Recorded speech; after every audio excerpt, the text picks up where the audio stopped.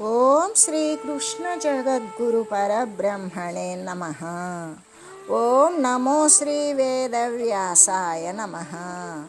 ఓం మద్గురు శ్రీ పూర్ణానంద స్వామినే నమః. ఓం శుక్లాంబరధరం విష్ణుం శశివర్ణం చతుర్భుజం ప్రసన్నవదనం ధ్యాయేత్ సర్వవిఘ్నోపశాంతయే. ఓం వ్యాసాయ విష్ణురూపాయ వ్యాసరూపాయ విష్ణవే నమో వై బ్రహ్మనిధయే వాసిష్ఠాయ నమో నమః. ఓం నారాయణం నమస్కృత్య నరం చైవ నరోత్తమం దేవీం సరస్వతీం వ్యాసం తతో జయముదీరయేత్. శ్రీ భగవద్గీత క్షేత్రజ్ఞ విభాగ యోగము.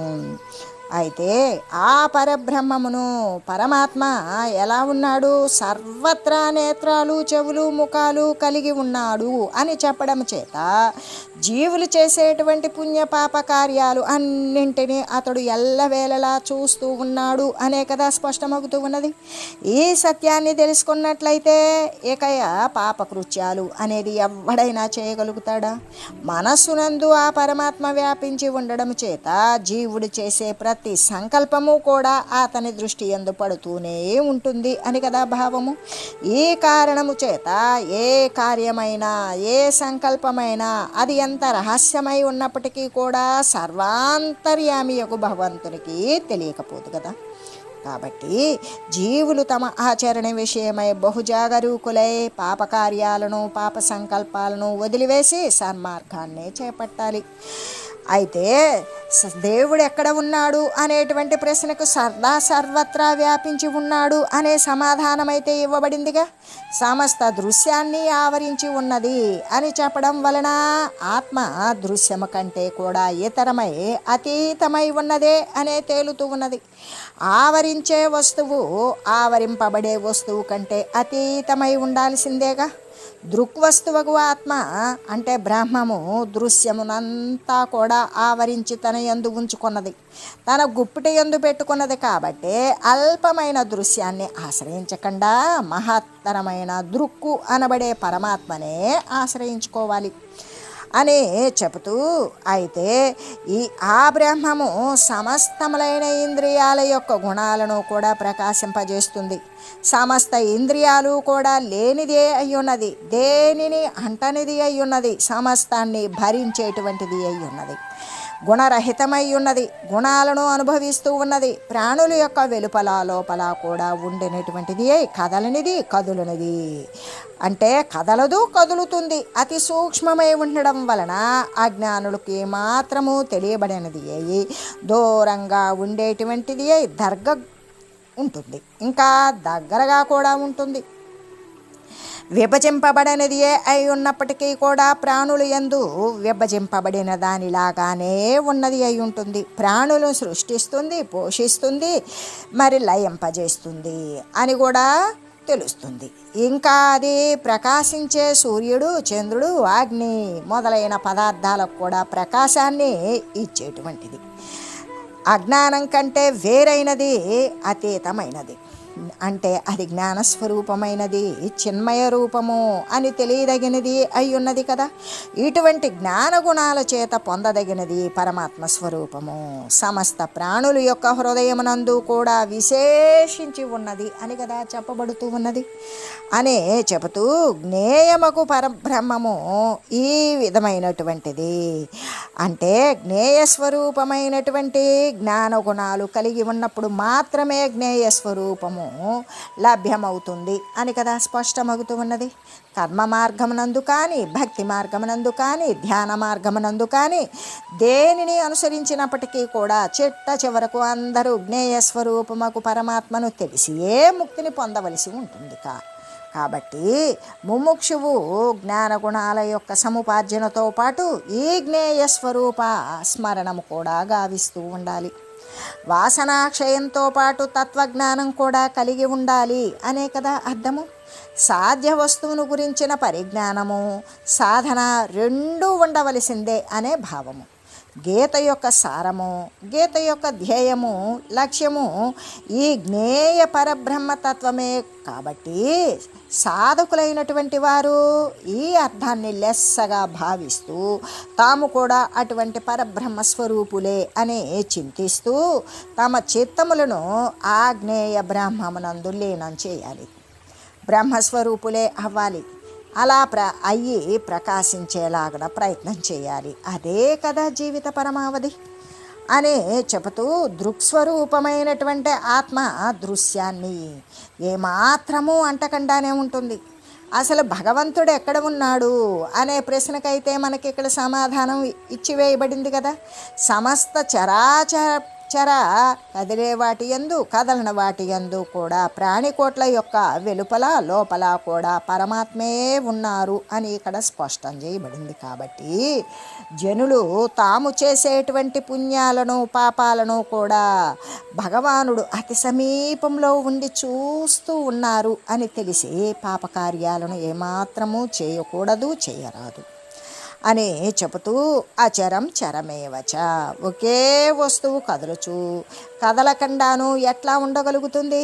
స్వప్నంలో మనుజుడు స్వప్నలోక దృష్ట్యా కదులుచూ ఉన్నప్పటికీ కూడా వాస్తవానికి తన పడకపై కదలకనే పరుండి ఉన్నాడు కదా అని చెబుతూ, అంటే పరమాత్మ వస్తువు కదులుతుందంటారు, కదలట్లేదంటారు. ఇలా రెండు రకాలుగా ఎలా సాధ్యమో అంటే మనం స్వప్నాన్ని అనుభవిస్తూ ఉన్నాం. అనుభవించేటప్పుడు అనేక ప్రదేశాలు, ఎత్తైన ప్రాంతాలు, లోయల్లో పడిపోవడం, పారిపోవడం, బెదిరించడం, ఇటువంటి రకరకాలైనటువంటి కదలికలు జరుగుతూనే ఉన్నాయి. వాస్తవానికి అవన్నీ కూడా స్వప్నలోక దృష్ట్యా కదులుతూ ఉన్నప్పటికీ కూడా నిజానికి తన పడక మీద కదలకనే పరుండి ఉన్నాడు కదా. అలాగే కళతో సమానమైన ఈ జగత్తునందు కూడా స్వప్నముతో సమానమైనటువంటి ఈ జగత్తునందు ప్రాణికోట్ల రూపంలో కదులుతూ ఉన్నప్పటికీ వాస్తవానికి బ్రహ్మరూపమున నిశ్చలంగా పరమాత్మగానే వెలయుచూ ఉన్నారు. లేకపోతే ప్రాణికోట్లలో కదిలేటువంటి అంటే చరములైన మనుష్యులు, పశువులు, పక్షులు మొదలైన రూపాలతో కూడా అచరములైనటువంటి శిలలు, రాళ్ళు, పర్వతాలు వీటి రూపంలో కూడా వెలయుచూ ఉన్నారు అనే కదా చెప్పవచ్చు. అయితే సూక్ష్మత్వాతద విజ్ఞేయం, స్థూలమైనటువంటి ఆకాశము, ఈ యొక్క చిత్తాకాశము, చిదాకాశము అని మూడు ఉన్నవి కదా. అస్థి, భాతి, ప్రియం అనేటువంటివి. స్థూలమైన ఆకాశము కంటే కూడా కొంత సూక్ష్మమైనది చిత్తాకాశము. ఆ చిత్తాకాశము కంటే కూడా మరింత సూక్ష్మమైనది చిదాకాశము. చిదాకాశము కంటే చిత్తాకాశము పెద్దది, చిత్తాకాశము కంటే స్థూలాకాశము పెద్దవి అనేటువంటి ఈ మూడు ఉన్నవి. ఇవి ఒకదానికంటే మరి ఒకటి సూక్ష్మతరములై ఉన్నవి. వీనిలో మూడవది అయినటువంటి చిదాకాశమే కదా జ్ఞేయమైనటువంటి పరబ్రహ్మస్వరూపము. కాబట్టి అది అత్యంత సూక్ష్మమైనది. స్థూల దృష్టికి, ప్రాపంచక దృష్టికి, అజ్ఞాన దృష్టికి ఏమాత్రము గోచరింపదు. జ్ఞాననేత్రము చేతనే అది తెలుసుకొనబడగలుగుతూ ఉన్నది. అంతికే చతత్ అంటే పరమాత్మ జనులకు అతి సమీపమున ఉన్నారు అని ఇక్కడ తెలుపబడింది. కాబట్టి దండించే అధికారి చెంతనే ఉన్నాడు అని భావించి పాపపు పనులు, పాపకృత్యాలు ఏవి కూడా చేయకూడదు, చేయరాదు. అవిభక్తంచ భూతేషు విభక్తమివ చ స్థితం. వాస్తవానికి పరమాత్మ ప్రాణికోట్లలో వేరువేరుగా ఉన్నారా? లేరు. వారెన్నడూ కూడా పరమాత్మ విభజింపబడి ఉండనే లేదు. అజ్ఞాన కారణము చేతనే, అవిద్య భ్రాంతి చేతనే అలా విభజింపబడినట్లుగా గోచరిస్తూ ఉన్నారు. కాబట్టే ఇక్కడ ఇవ అనేటువంటి పదాన్ని ప్రయోగించవలసి వచ్చింది. అంటే కుండలో ఉన్నటువంటి నీటి యందు, నదిలో ఉన్న నీటి యందు, సముద్రంలో ఉన్నటువంటి నీటి యందు కూడా సూర్యుడు వేరువేరుగా కనిపించినప్పటికీ కూడా అక్కడ ఘట సూర్యుడు, నదీ సూర్యుడు, సముద్ర సూర్యుడు అని వేరువేరుగా అంటామా? అయితే బింబరూపంలో ఉన్నటువంటి వారు అవిభక్తంగానే ఉన్నారు కదా. ఏ విధంగా సూర్యబింబం ఒక్కటే కుండలో ఉన్నప్పుడు కుండలో ప్రకాశించాడు, నదీ నీళ్ళల్లో ప్రకాశించాడు, సముద్రపు నీళ్ళల్లో ప్రకాశించాడు, అనేక రకాల పాత్రలు నిండుగా నీళ్లు పోస్తే వాటి నిండా కూడా సూర్యుడు ప్రకాశించాడు. కుండ సూర్యుడు చెంబు సూర్యుడు అంటామా? అనం కదా. అలాగే సూర్యుడు వేరువేరుగా కనిపించినప్పటికీ కూడా బింబ రూపంలో ఆయన విభజింపబడకుండానే అవిభక్తంగానే ఉన్నారు కదా. అలాగే పరమాత్మ కూడా అని ఎరగాలి. క్రిముల్లో ఉన్న, కీటకాదుల్లో ఉన్న, శిలల్లో ఉన్న, రాళ్లల్లో ఉన్న, నదుల్లో ఉన్న, నీళ్ళల్లో ఉన్న, కదిలేటువంటి మనుషుల్లో, జంతువుల్లో, పశువుల్లో, కదలని వృక్షాలలో, రాళ్లల్లో ఉన్నప్పటికీ కూడా ఆ విధంగా పరమాత్మ కూడా విభజింపబడినటువంటి వారుగానే ఉన్నారు అని తెలియాలి. పుష్పమాలలో దారంలాగానే సమస్త భూతకోట్ల యందు కూడా ఏ విధంగా రకరకాల పువ్వులు తెచ్చి మనం మాలలు కడుతూ ఉంటాం, దానిలో ఉన్నటువంటి దారములాగానే పుష్పాలు మణులు వేరువేరుగా ఉన్నప్పటికీ కూడా ఆ విధంగా సమస్త భూతకోట్లు ప్రాణికోట్ల యందు కూడా విభజింపబడినటువంటి పరమాత్మ స్వరూపము అవిభక్తముతో వెలయుచూ ఉన్న ఆ పరమాత్మను తెలుసుకుని జన్మను సార్థకం చేసుకోవలసింది. భూతభర్తృచ విష్ణు గ్రసిష్ణు ప్రభవిష్ణుచ అంటే పుట్టించేవారు, పోషించేవారు, లయింపజేసేవారు కూడా పరమాత్మ స్వరూపమే. సృష్టి స్థితి లయాకారకులు బ్రహ్మ విష్ణు శివరూపాలు మూడు కూడా పరమాత్మ స్వరూపానివే అని చెబుతూ సృష్టి కార్యము బ్రహ్మదని, స్థితి కార్యం విష్ణువుదని, లయ కార్యం హరుడిది అని అనుకుంటాం. ఈ మూడు కార్యాలు కూడా సత్వరజస్తమో గుణాల ప్రాతిపదికగా పరమాత్మయే చేస్తూ ఉన్నారు కదా. తమసహ పరముచ్యతే. ఈ బ్రహ్మాండాలన్నీ కూడా మనస్సు బుద్ధి మొదలైనటువంటివన్నీ కూడా తమస్సునందు అంటే మాయయందు అవిద్యయందు ఉన్నవి. పరమాత్మ ఆ తమస్సునకి ఆవల ఉన్నారు.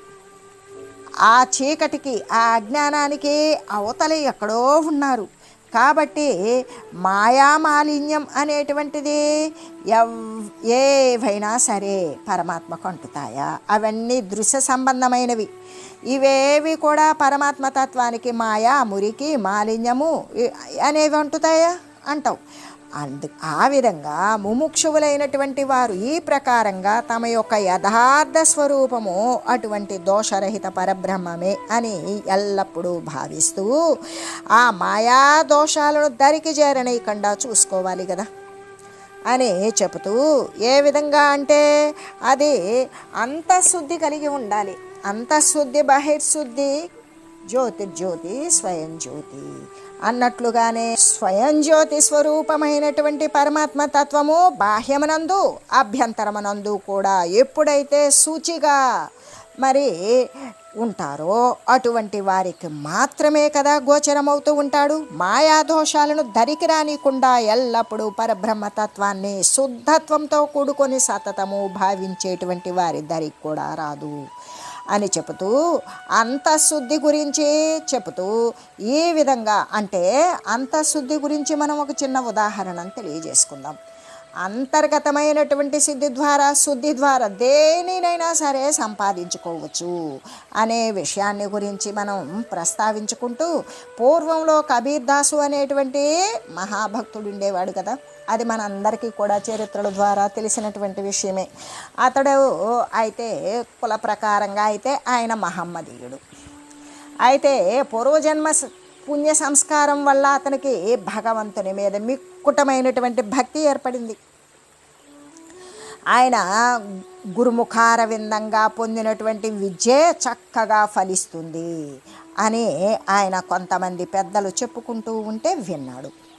విని ఏం చేశాడు, సరే గురువుల కోసం అంటే సద్గురువు కోసం ఎందుకు భగవంతుని తత్వాన్ని గురించి భగవంతుని యొక్క రహస్యాన్ని గురించి తెలియజేసేటువంటి గురువు ఎవరు దొరుకుతారా అని సద్గురువు కోసం అన్వేషణ వెతకడం ప్రారంభించాడు.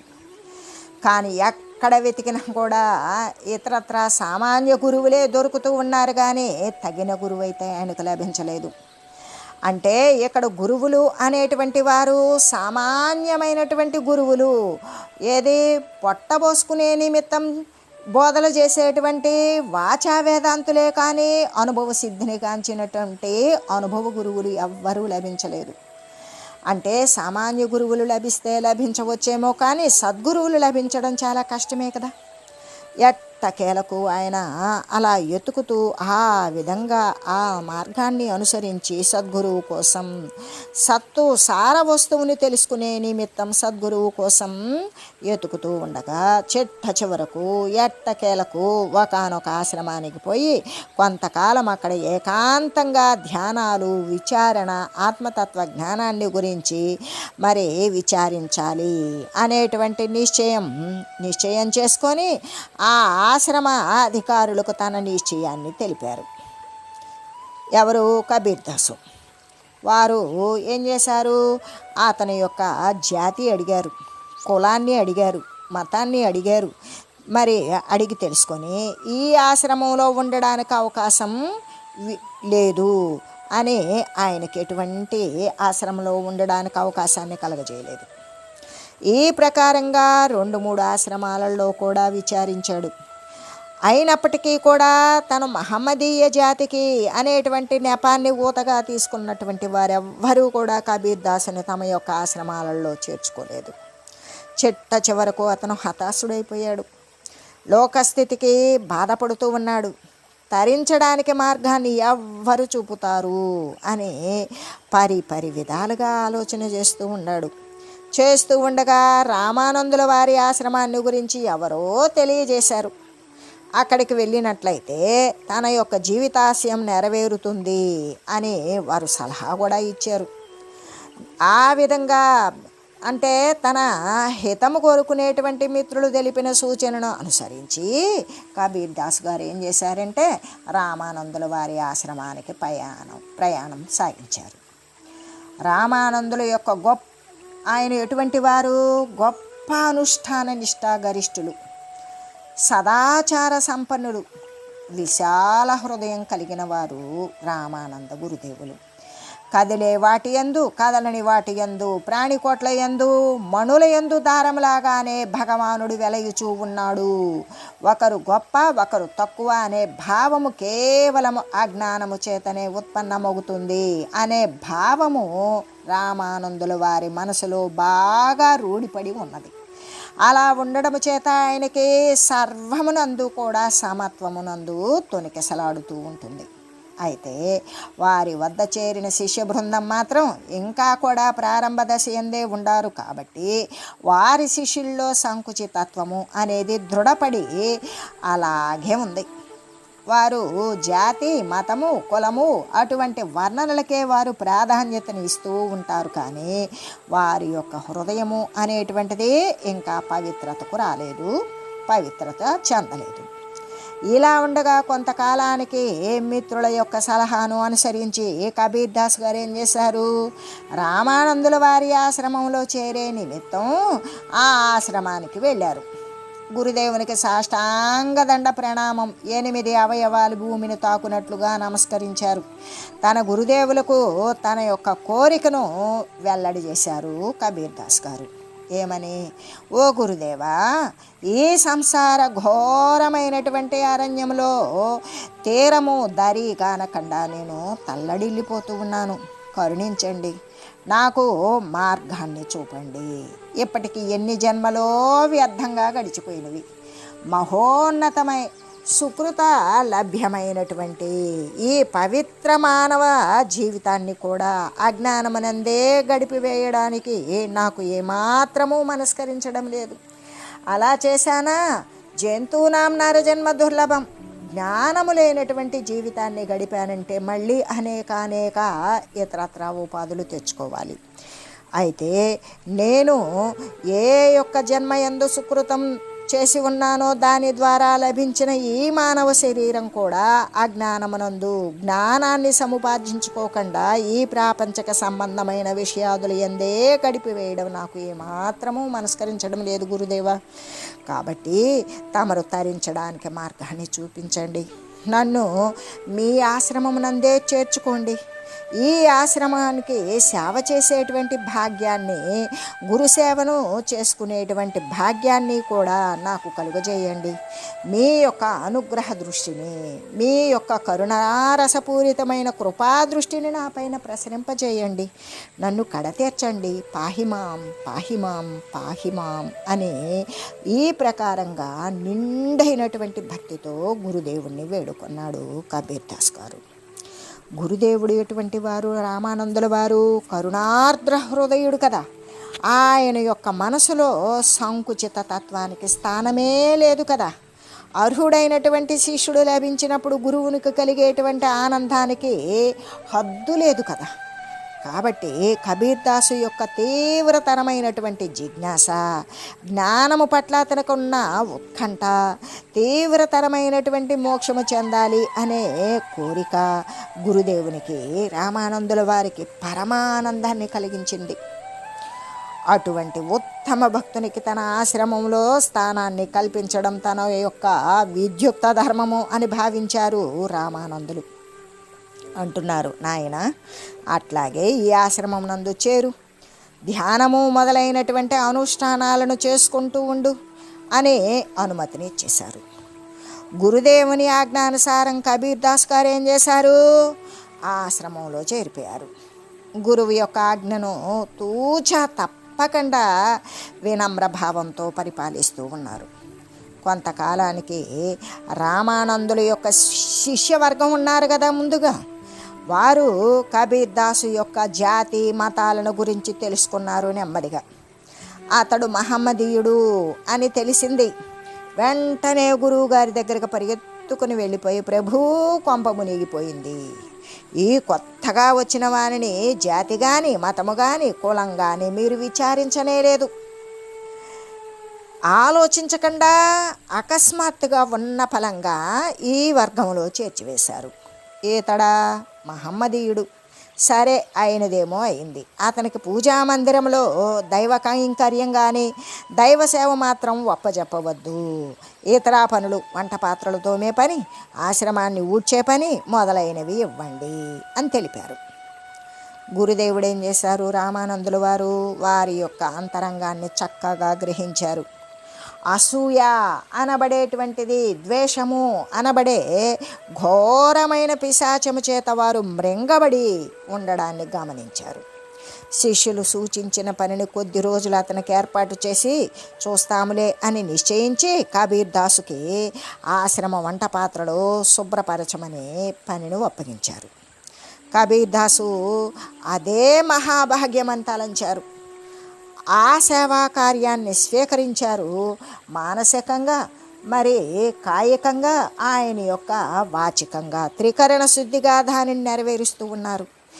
ఏదైనా సరే నెపం దొరికినట్లయితే దాన్ని ఆధారంగా తీసుకొని కబీర్ దాస్ ఆశ్రమం నుండి తరిమి వేయించడం కోసం శిష్యులు తగిన అవకాశం కోసం ఎదురు చూస్తూ ఉన్నారు. శిష్యుల యొక్క కపట హృదయాన్ని కబీర్ దాసునికి కొద్ది రోజుల్లోనే బాగా అర్థమైపోయింది. వారందరికీ కూడా చక్కని గుణపాఠాన్ని బోధింపదలిచాడు. ఒకనాడు అతడు వంట పాత్రల బయట భాగం మాత్రం బాగా తోమి లోని పాచిన అట్లాగే ఉంచేశాడు. అది గమనించారు శిష్యులు. చరచరాపోయారు. గురుదేవునికి ఆ వృత్తాంతాన్ని తెలియజేశారు. గురుదేవుడు కబీర్ దాసుని దగ్గరికి పిలిచారు. నాయన, పాత్రలు లోపల ఎందుకు తోమలేదు అని ప్రశ్నించారు. అందుకు కబీర్ దాస్ అంటున్నారు, మహాత్మా, తమ శిష్యుల స్వరూపం కూడా ఈ విధంగానే ఉన్నది. తమకు చూపడం కోసమే ఈ ఒక్కరోజు మాత్రమే ఈ ప్రకారంగా చేశాను. వారు స్నానాదులు చేసి బట్టలు అవి శుభ్రం చేసుకొని శరీరాన్ని మాత్రమే శుభ్రంగా ఉంచుతూ ఉన్నారే కానీ లోన ఉన్న అసూయ, ద్వేషము మొదలైన దుర్గుణాలన్నీ కూడా తాండవిస్తూ ఉన్నవి. శరీరము అనే పాత్ర యొక్క బయట తోమారే కానీ లోపల మనస్సులోని పాచి అలాగే ఉండిపోయింది. ఈ సత్యాన్ని తమ దృష్టికి తేవడం కోసమే నేను ఈ ప్రకారంగా చేశాను అని చెప్పారు కబీర్ దాస్ గారు. ఆ మాటలను వినే గురువు ఆనందించాడు. శిష్యులు సిగ్గుతో తల ఉంచుకున్నారు. అంటే ఇక్కడ మనం చూడవలసింది ఏంటి అంటే, బాహ్యమైనటువంటి శౌచము మాత్రమే కాదు, అభ్యంతర శౌచము అంటే బయట శుద్ధి అంతర్శుద్ధి కలిగి రెండు కూడా మనుజుడు కలిగి ఉండాలి. స్నానము మొదలైనటువంటి వాటి చేత శరీరం శుద్ధము చేసేలాగానే ధ్యానము, విచారణ, జపము, తపము, మరి భక్తి, శ్రద్ధ అనే వాటితోటి ఈ మనసులో ఉన్నటువంటి మురికిని, దుర్గుణాలను, దుష్ట సంకల్పాలను కూడా తొలగించి వేయాలి కదా. అప్పుడే కదా జీవుడు పరిశుద్ధుడే మోక్షానికి అర్హుడు, మోక్షభాగుడు కాగలుగుతాడు. ఈ బ్రహ్మాండాలన్నీ కూడా మనసు, బుద్ధి మొదలైనవన్నీ కూడా అజ్ఞానము అనే చీకటితోటి మాయయందు ఉన్నట్లుగానే ఇవన్నీ కూడా అవిద్యయందే ఉన్నవి. పరమాత్మ ఆ తమస్సుకి, ఆ అజ్ఞానానికి ఆవల ఉన్నారు కదా. కాబట్టి ఈ మాయా, మాలిన్యము, మురికి అనేటువంటివి ఏవి కూడా పరమాత్మను అంటవు. మోక్షము చెందాలి అనుకునేటువంటి వారు ఈ ప్రకారంగానే తమ యొక్క యథార్థ స్వరూపము అటువంటి దోషరహితమైన పరబ్రహ్మమే అని ఎల్లప్పుడూ భావిస్తూ ఆ మాయా దోషాలను ఏమాత్రమూ కూడా దగ్గరకు రానియకుండా చూసుకోవాలి. మొదటి జ్ఞానానికి శుద్ధ చైతన్యం అని అర్థము కదా. రెండవ జ్ఞానానికి అమానిత్వాది గుణాలు అనే అర్థము. పరమాత్మకు జ్ఞేయము అనే నామధేయమైతే ఈ అధ్యాయంలో ఇవ్వబడింది. ఏది క్షేత్రజ్ఞ విభాగ యోగము అనే దానిలో పరమాత్మకు జ్ఞేయము అనేటువంటి పేరు ఇవ్వబడింది. అంటే తెలుసుకొనదగినది అనే అర్థము కదా. ప్రపంచంలో ఇతర వస్తువులు ఎన్నింటినీ తెలుసుకున్నప్పటికీ కూడా తెలుసుకొనదగినది అయినా బ్రహ్మమును తెలుసుకున్నట్లయితే అవన్నీ కూడా ఉపయోగం లేనివే అవుతాయి, నిరుపయోగమే. ఎలాగంటే ప్రపంచ వస్తువు జ్ఞానము చేత జనులు జననము, మరణము అనేటువంటి ప్రవాహం నుండి తప్పించుకునేటువంటి శక్తిని పొందలేకపోతారు అని చెబుతూ ఓం మంగళం పావన గీతామాత జయ మంగళం భక్తజనావని బంధ విమోచని భవభయహారిణి భవ్యదాయిని మంగళం. ఓం మంగళం శ్రీ కురుక్షేత్ర రణక్షోణీ విహారిణే పార్థసారథి రూపాయ గీతాచార్యాయ మంగళం. ఓం మంగళం మహత్.